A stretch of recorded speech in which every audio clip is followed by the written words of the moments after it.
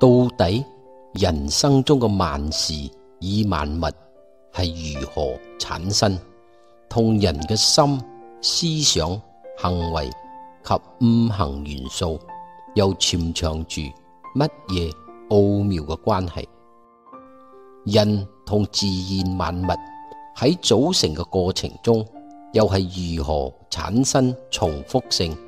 同旋轉式嘅活化功能，形成相生相克嘅規律同相輔相成嘅法則，而整合變成為統一，唔可以分割，最後形成平穩性嘅活化功能，令我哋難以察覺佢哋嘅存在。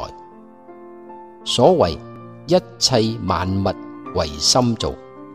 境隨心轉，相由心生，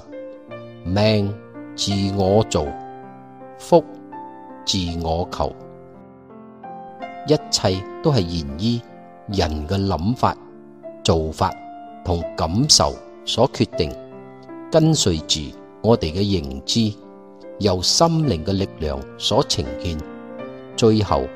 由人嘅正負面信念所駕馭。接落嚟將會同大家分享一個片段。片段中，科學家同佛學家都一致認同一切萬物唯心造，人同自然萬物係一個整體，唔可以分割，潛藏住相生相克嘅規律同相輔相成嘅法則。當中嘅內容令你了解物質、思想與人嘅行為潛藏住乜嘢奧妙嘅關係，同時人嘅諗法、做法同言行舉止又係如何影響住人生中嘅萬事與萬物。这是一些悬浮在虚空中的细小微尘。如果有人指着其中的一粒说，这个上面有上万亿个生命，有山河大地，有飞机轮船，有亭台楼阁，有万家灯火，谁会相信呢？我们再来看看这张照片，这也是一些悬浮在虚空中的细小微尘。这儿有一粒是蓝色的，它就是地球。这是在极为遥远的太空中拍摄到的。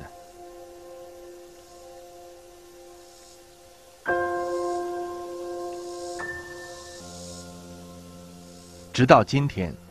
人类还无法知道宇宙的边际，人类和自己居住的星球如同微尘，在虚空中漂浮。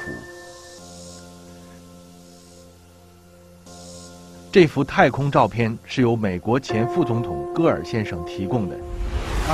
现在的科学已经有了一个十分重要的证实：物质实际只是一种波动的现象，并非实有，它是空的，或者用佛法的描述，物质是假的。斯多尔特·哈梅洛夫，亚利桑那大学教授。We were all taught in school that the world is made of stuff, of matter, of mass, of atoms. Atoms make up molecules, molecules make up materials, and everything is made of that. But atoms actually are mostly empty. 那么物质到底是什么呢？ Which rises in waves of vibration to give rise to the particles, the people, everything we see in the vast universe. 接着，科学家们说出了和佛法完全一样的结论：一切法由心想生，就是万事万物都是由心想生。What makes up things are not more things, but what makes up things are ideas, concepts, information. In fact, the universe is mostly empty. 人心能够影响和改变世界，这种说法有多少人会相信呢？我们来听，这些权威的科学家们是相信的。这位是美国原子科学研究所高级科学家迪恩·莱丁。But there's another way of thinking about the world which is suggested, it's pointed to by quantum mechanics, which suggested that the world is not this clockwork thing, but it's more like an organism. It's a highly interconnected organismic thing of some type, which extends through space and time. In that kind of environment, what I think and the way that I behave has a much greater impact, not only on myself, but on the rest of the world, than it would if it was a classical world. So from a very basic point of view having to do with morals and ethics, what I think affects the world. That's, I mean, in a sense, that's really the key for why a worldview change is important. 现代量子物理学证明，人们的想法、说法、做法必然会影响到周围的环境变化。这种理论在中国其实已经有几千年的历史了，叫做天人感应。它的基础是中国传统哲学体系中的天人合一的原理。它所揭示的是一种十分圆满的万物运行的法则。天代表自然万物，而人只是自然中的一部分而已。人和自然万物是个整体，无法分开的。所以芸芸众生的所作所为、一言一行，必然会影响和改变周围的天地万物。天人感应一点也不神秘，它只是一种自自然然的反应而已。几千年的历史和现代的科学都证明了这一点。睇咗呢個片段，已經了解人生中所有嘅一切本是空，而根據道家嘅說法，人在三界內，身在五行中，指嘅係天地人三界，而金水木火土五種元素係一個整體，唔可以分割，因為一切萬物為心造，所以生活中嘅萬事以萬物都係源於人嘅諗法同構思，由思想嘅量子波動同大自然中嘅五種元素接觸，產生共鳴活化功能，形成咗電子、原子，而組成咗粒子，當中潛藏住相生相克嘅規律同相輔相成嘅法則，而產生咗旋轉式嘅活化功能，經過時間嘅淬煉組合成為物質，最後再以人嘅心同思想所散發嘅各種波動接觸，產生咗連續嘅共鳴同重複性嘅活化功能，而同大自然整合變成為統一，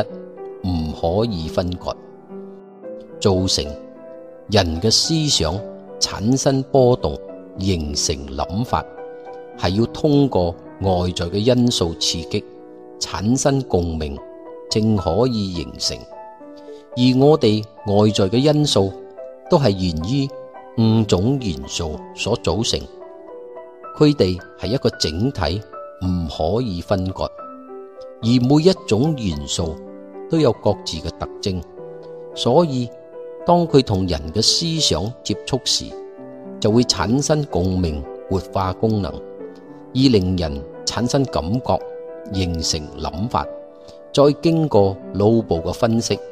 形成咗思維，產生咗價值觀，而組成咗我哋嘅正負面信念。當人嘅價值觀同信念組成之後，就會形成旋轉式嘅思想輪轉，令人產生情緒，而影響住人做每一件事嘅抉擇，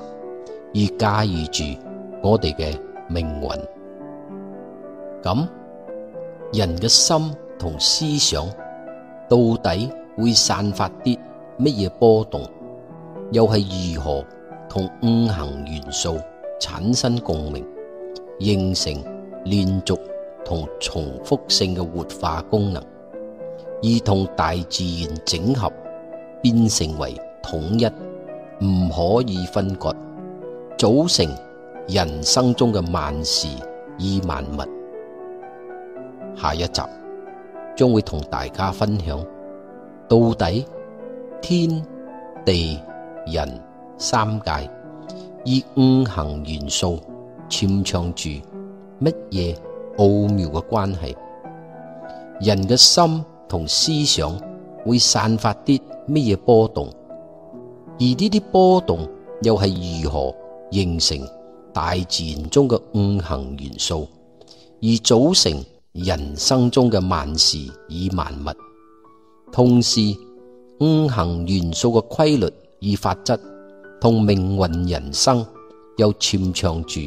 乜嘢奧妙嘅關係？點解會以我哋喺生活中所發生嘅任何事物脫離唔到關係？